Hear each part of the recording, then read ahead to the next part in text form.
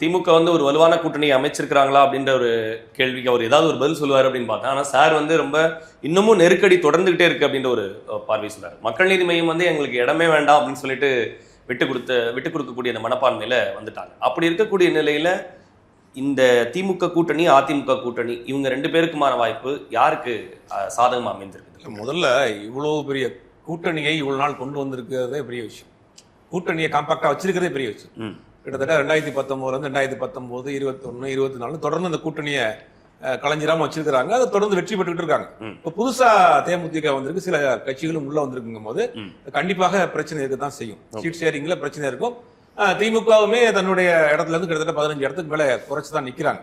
அப்ப இந்த தொகுதி பங்கீடுகள் முடிஞ்சாலும் கூட இந்த மற்ற தொகுதி சம்பந்தமான இந்த தொகுதி வேணும்னு கேட்கறாங்க இல்லையா, அதுல சிக்கல் வரத்தான் செய்யும். இவ்வளவு பெரிய இடத்த இவ்வளவு பெரிய கூட்டணியை வச்சுக்கிட்டு நீங்க வந்து ரன் பண்ணி கொண்டு போய் வைக்கிறதுக்கு வரும். ஆனா அதிமுகவிலேயே அந்த சிக்கல் இருக்கு. நேற்று பார்த்தோம், அண்ணாமலையுடைய ஆதரவாளர்கள் கொஞ்சம் அனாவரத்தில் இருக்கிறாங்க, அங்க போராட்டம் நடந்துட்டு இருக்கு. இதெல்லாம் வந்து தேர்தல் நேரங்கள்ல எல்லா கட்சியிலும் நடக்கக்கூடிய நார்மலான விஷயம் தான். அது வந்து ஓரளவுக்கு ஒரு 2-3 நாள்ல வந்து காம்பவுண்ட் ஆயிரும். அப்ப நான் டேக் ஆஃப் ஆயிரும் வச்சுங்களேன். இது ஒரு பெரிய ஒரு பிரச்சனையாக களத்துல எதிரொலிக்காது. தமிழ்நாட்டை பொறுத்த வரைக்கும் யார் வரணும் யார் வரக்கூடாது, 2 அரசியல் தான்.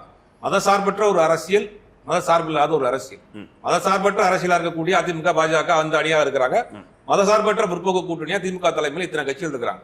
விசிகாவை பொறுத்த வரைக்கும் சீட்டு தான் அவங்களுக்கு ஒரு மேட்டரா இருந்தா அவங்க கண்டிப்பாக அதிமுக பாஜக கூட்டணிக்கு போயிருக்கலாம், மத்திய அமைச்சரா கூட இருக்கலாம். அந்த வாய்ப்புகள்லாம் வேணாம், அந்த கதவுகள்லாம் அடைச்சுதான்.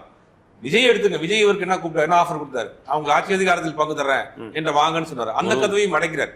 அப்ப இங்கே வந்து கொள்கை ரீதியாக ஒரு காம்பாக்டாக ஒரு கூட்டணி தொடர்ந்து டிராவல் பண்ணிட்டு இருக்காங்க. சில கட்சிகள் உள்ள வந்தாங்க, காங்கிரஸ் செய்த சில முரண்டுகள்னால அங்க ஒரு சிக்கல் இருக்கு.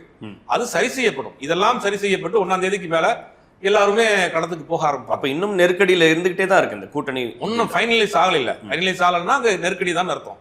அப்ப இது எல்லா கட்சியிலயுமே நெருக்கடிகள் இருக்கும். இப்ப பாத்தீங்கன்னா அதிமுக சில தொகுதிகளை மாத்தி கேட்கறாங்க. அதுக்கு என்ன பண்ணுவீங்க, அவினாசி தொகுதியை நீங்க கொடுக்கணும்னு கேட்கறாங்க. இப்ப கணத்துக்கடவு தொகுதியை கேட்கறாங்க, கவுண்டம்பாளைய தொகுதியை கேட்கறாங்க. இந்த மாதிரி எல்லா இடத்தையும் சிக்கல் ஓடிட்டு இருக்கு. ஆனா இங்க என்னன்னா கொஞ்சம் முன்னாடியே அந்த பிரச்சனையை சால்வ் பண்ணிட்டாங்க. சார் சொன்ன மாதிரி அவங்க ஏர்லியரா இந்த பிரச்சனையை வந்து ஹேண்டில் பண்றாங்க. இவங்க வந்து கடைசி நேரத்துல சில கட்சிகள் வந்ததுனால அவங்க கொஞ்சம் சிக்கல்ல இருக்கு. 1ஆம் தேதிக்கு மேல அது வந்து காம்டவுன் ஆயிரும். களத்தில் யார் தமிழகத்தை அடுத்து ஆளணும், இப்ப எடப்பாடி பழனிசாமி ஆளணுமா ஸ்டாலின் அவர்கள் ஆளணுமாங்கிறதான் இப்போ தேர்தலே, தமிழ்நாட்டுக்கு தேர்தல். இப்ப எடப்பாடி பழனிசாமி ஒரு ஆளுமை மிக்க தமிழ்நாட்டின் அடுத்த முதலமைச்சரா, ஸ்டாலின் அவர்கள் தமிழ்நாட்டின் ஆளுமை மிக்க அடுத்த முதலமைச்சரா அப்படின்னு பார்க்கணும். தமிழ்நாட்டுக்கு ஒரு பிரச்சனை, இப்போ தமிழ்நாட்டில் வாழக்கூடிய ஒரு சராசரியான மனிதனாக இருக்கக்கூடிய எனக்கு ஒரு பிரச்சனை, அதுக்கு இந்த அரசாங்கம் என் பின்னாடி நிற்கும், பக்கபலமாக இருக்கும், என் பிரச்சனையை கேட்கும், போராடும், அதுக்கு வலிமை மிக்க தலைவர் யார் நம்மளே ஆட்சி செய்ய வேண்டும் அப்படிங்கிற ஒரு பாயிண்ட். 2வது எந்த கூட்டணி அப்படிங்கிற ஒரு விஷயம் இருக்கு. மதசார்பற்ற கூட்டணியா மதசார்புள்ள ஒரு கூட்டணியா? இந்த மதசார்பற்ற கூட்டணிங்கிற ஒரு கான்செப்ட் தமிழ்நாட்டில் ரொம்ப நாளாவே எடுபடுது, கை கொடுக்குது. இப்ப இதெல்லாம் அவர்களுக்கு ஒரு பெரிய பிளஸ். அதிமுகவை பொறுத்த வரைக்கும் அதிமுக பாஜக இல்லாமல் இன்னும் சில கட்சிகளோடு ஒரு வலிவான கூட்டணி அமைத்திருந்தால் ஈக்குவலா ஒரு டஃப் கொடுக்கக்கூடிய ஒரு இடத்துக்கு வந்திருப்பாங்க. இப்ப பொறுத்த வரைக்கும் திமுக தலைமையிலான கூட்டணி வலுவாக இருக்கிறது, வெற்றி வாய்ப்பை நோக்கி போயிட்டு இருக்கு. அப்ப பாஜகவோட கூட்டணியில இருந்ததுனாலதான் கடந்த தேர்தலில் வந்து நாங்க தோல்வியை தழுவணும் அப்படின்னு சொல்லிட்டு எல்லா முன்னாள் அமைச்சர்களும் பேசினதை பார்க்க முடியுது. ஜெயக்குமார் ரொம்பவே வந்து வருத்தப்பட்டு பேசினாரு. இப்ப மீண்டும் இந்த கூட்டணி சிக்கலை தரும் அப்படின்னு சொல்ல முடியல. கண்டிப்பாக தரும். தமிழ்நாட்டில் இந்த கூட்டணியை ஏற்றுக்கொள்ளவே மாட்டார்கள். பாஜக ஒரு மாநிலத்தில் போனா என்ன நடக்குங்கிற தமிழ்நாட்டில் இருக்கக்கூடிய சராசரியா தினந்தோறும் செய்தியை பார்க்கக்கூடியவர்களுக்கு தெரியும்.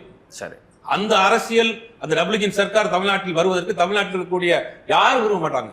தமிழ்நாடு அமைதியாக இருக்கிறது, எல்லா வகையிலும் முன்னேறிய மாநிலமாக இருக்கிறது, கல்வி, பொருளாதாரம், வேலை வாய்ப்பு எல்லா வகையும் முன்னேறிய மாநிலமாக இருக்கு, சமூக நீதி மாநிலமாக இருக்கிறது. இது தொடரணும் நினைக்கிறாங்க. அப்ப பாஜக தலைமையிலான ஒரு கூட்டணி அதிமுகன்னு சொன்னாலும் கூட அது பாஜக தான் அங்க கை ஓங்கி இருக்கிறது. பாஜக தான் இங்க ஆட்சி அமைக்க போறது. பாஜக தான் அதுக்கு வேலையை செஞ்சுக்கிட்டு இருக்கிறாங்க. அப்ப அந்த ஆட்சி வேண்டுமா இந்த ஆட்சி வேண்டுமான்னு தமிழ்நாட்டு மக்கள் யோசிப்பாங்க.